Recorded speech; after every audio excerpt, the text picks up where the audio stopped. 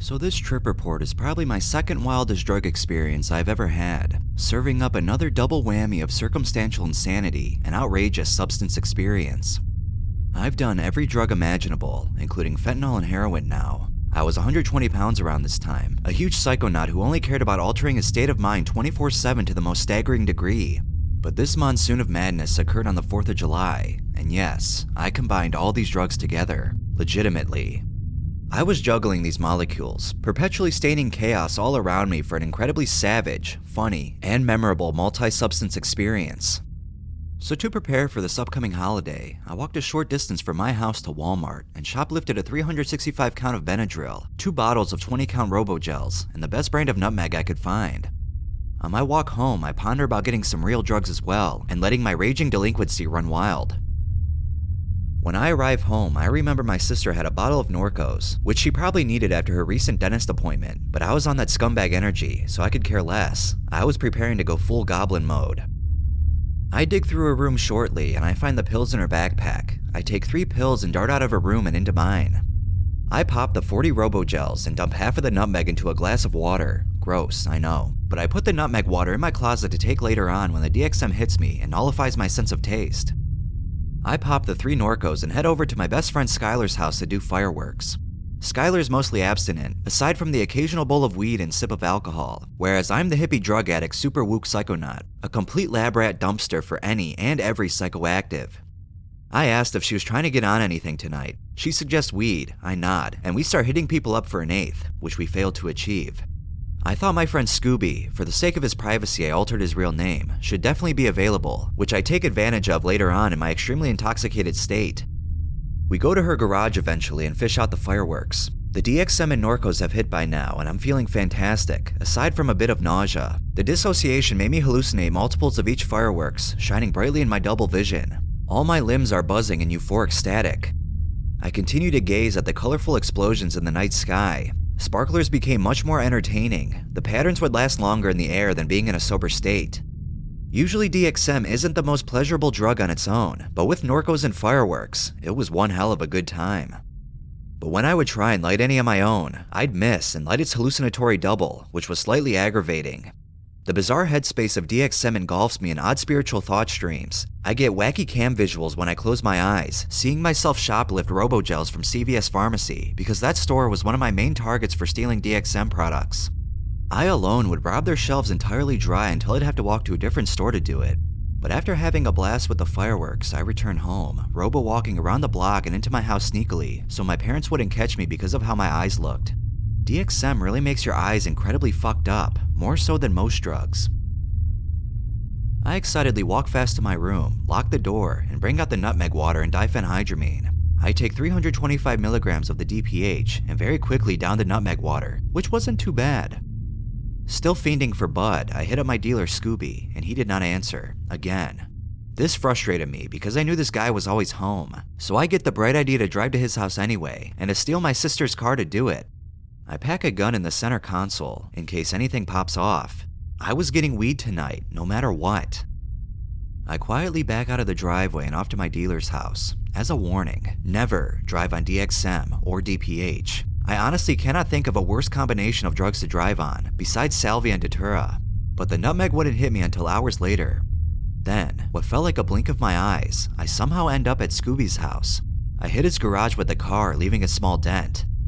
I get the gun and slide it into my pants. I knock on his door 5 or 6 times, in which I'd get no answer. So I decided to turn the doorknob, and to my surprise, it was open. I waltz inside and yell out his name. No answer. I turn the corner into his gaming area and see him passed out on the floor from Xans. Perfect, I say to myself. On his coffee table are 2 large snowballs of cocaine, about an eighth of weed, as well as an empty script of alprazolam. I take all the weed and one of the snowballs of coke. Then I remembered he always puts his sheets of wax in his fridge. I take about an eighth of the ounce. I wanted to leave some of the drugs so it looks less suspect and make him think he lost it while zanned out. I scamper out of his house and into the car. I make a big edgelord move and rail a line of coke off of my gun and drive off into the night and back towards home. Again, it's like I was transporting. I snap out of my blackout and I'm almost home. I thought, damn, some music would sound amazing right now. I turn the radio to Ariana Grande's Side to Side song. I cringily start singing and dancing so much so that I flew over to the side of the road. Oh fuck. I knocked off the passenger side mirror on a fucking telephone pole. I literally about flipped my sister's car into a cornfield, but recovered last second. I U-turned back around and parked in a close neighborhood where the mirror had flown off. I searched for it, forgetting what I'm doing like 10 times because of the DPH short-term memory loss. I could not find that shit for the life of me. I get back in the car and slowly drive the 2 minutes home. My sister is going to be so fucking butthurt, I thought. I not only stole Norcos from her, but her car as well to rob a drug dealer, then broke her mirror off on the way back. Talk about reckless. When I arrive back, I do my honest best to park nice and evenly in the driveway. Boy, did I fuck that one up. It was probably the worst parking job in history. It was completely slanted, even after giving it a third and fourth try. I give up and head inside, making as little noise as possible. When I make it to the basement, I notice my sister in the same spot on the couch as she was before I left. What a relief, I thought stupidly. I avoid eye contact with her and sit in the rocking chair in front of the TV. There are red outlines and clear hallucinations crawling all over the TV. It all looked extremely 2D and very surreal. Electric shocks from the DPH body high circulate through my heart. It was slightly orgasmic, but with a sprinkle of fear of cardiac arrest. It intertwined with the feeling of snapping out of it. After my close-eyed visuals ended, zap, a lightning strike of simultaneous pleasure and pain. I forcibly closed my eyes again and thought I was back at Skylar's house, and the memory replays begin. It felt as real as actual real life. She was asking me about the weed. I turn towards her and say, I already took my sister's car to get an eighth from Scooby. I'm pretty sure it's still in her car. Zap. Electric shock. I snap out of it and realize I just said that to my sister. Fuck. Did I really just snitch on myself? My sister pauses the TV show and starts yelling at the top of her lungs. You what? What are you on right now? Shit, fuck. She knows I'm fucked up now and that I stole her car to go get drugs. This is bad, really bad. If my parents find this out, I'm so fucked. My sister was trying to wake them up. My short-term memory toys with me. I forget why she's yelling but urge her to stop as she only gets louder. Get it out of my car! I finally register what's going on, get up, and go to her car.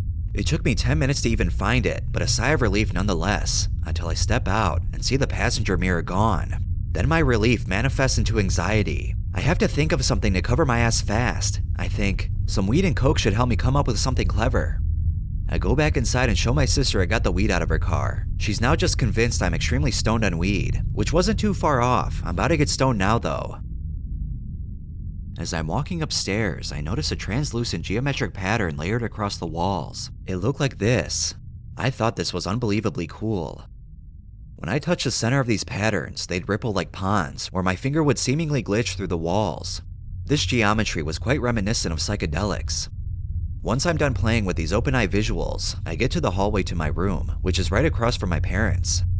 Shadow animals crawl in and out of holes in the ground or into my parents' room. I thought I was tripping over them, even though they obviously weren't there. I get in my room and speedily shut the door. I take the weed and coke out of my pocket and decide I'm going to sandwich the coke between the weed and put wax on top. What a fucking magnificent bowl, I thought. I'm about to get dummy zooted, banana land zonked. I'm ready. I open up my window to blow the smoke out. After the first hit, my ears ring like tinnitus and my vision stutters. My heart races like a wildebeest that just escaped an attacking lion. After the second hit, I feel the nutmeg kick into action. I'm higher than shit, utterly sent. The euphoric pleasure is in sync with my visuals. Behind closed eyelids were rotating gears like that of a grandfather clock, spinning, spinning, and spinning.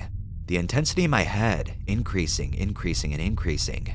Gibberish talking can be heard from all directions. Surfaces became bodies of water. Every wave indicated a new wave of sensation, or plateau of intoxication. The moon outside my window turned into a glowing Robin Williams, and it seemed like he was trying to convey to me something important, yet comical. My consciousness feels like it's rising upward. It's very difficult to gather my thoughts. My mouth was sandpaper. I go to the kitchen to grab something to drink. While I'm getting some V8 juice, I glare at the dozens of eggs we had on the bottom shelf, and that's when I had the thought, the divine plan, the genius opportunity. I'm going to egg my own house. Yes, you heard that right, to make my family think someone else did it and knocked off the mirror while they were doing it. Yeah, it was someone else who did it, some random person that just didn't like me. I chuckle maniacally and grab one of the dozen's eggs and head outside to my front yard. Here we go, I say to myself. I empty a whole clip of eggs all over my house. I can't believe I just did that. My house is now dripping in egg. I hope I didn't make too much noise, I thought. On the way back inside, I get tackled from behind by a huge wolf. I flinch, and the wolf pounced right through me. Fuck, a translucent wolf. My heavily altered state seemed to be tickling my amygdala big time. Even with the cocaine, I did not feel like moving anymore. I just want to listen to music by myself. I go inside and downstairs, and my sister is now gone. I sit in the rocking chair with the empty box of eggs in my lap and put my headphones in. The music intensification was riveting until I blacked out. A couple hours pass by, and I slightly gain consciousness, but my hearing is deafened. In front of me is exactly what I was trying to avoid. My dad is yelling and pointing his fingers at me. It's 6 a.m. of the next day, which meant my dad had called off of work because of me. Great, I mutter. Still high as a giraffe nose. It wasn't me, I swear. My dad seems to get angrier. Finally, my hearing is starting to restore itself. You have the damn eggs in your lap. God fucking damn it. How stupid could I be? My dad was also so baffled by my idiocy. Well, there's no getting myself out of this one. My dad proceeds to yell about my sister's car as well, and now he tells me to get out of the house and be homeless or go to rehab in Michigan, and I chose rehab. That would be my third time in rehab of now 40 different treatment centers, if you include my 5 visits to the psych ward. I developed paranoid schizophrenia since, but that's about it. I hope instead of doing anything similar to this, y'all learn from my mistakes. Not that many people are this insane or nutty enough to combine 6 drugs at a time anyways, but I hope you all enjoyed this. Thanks for listening.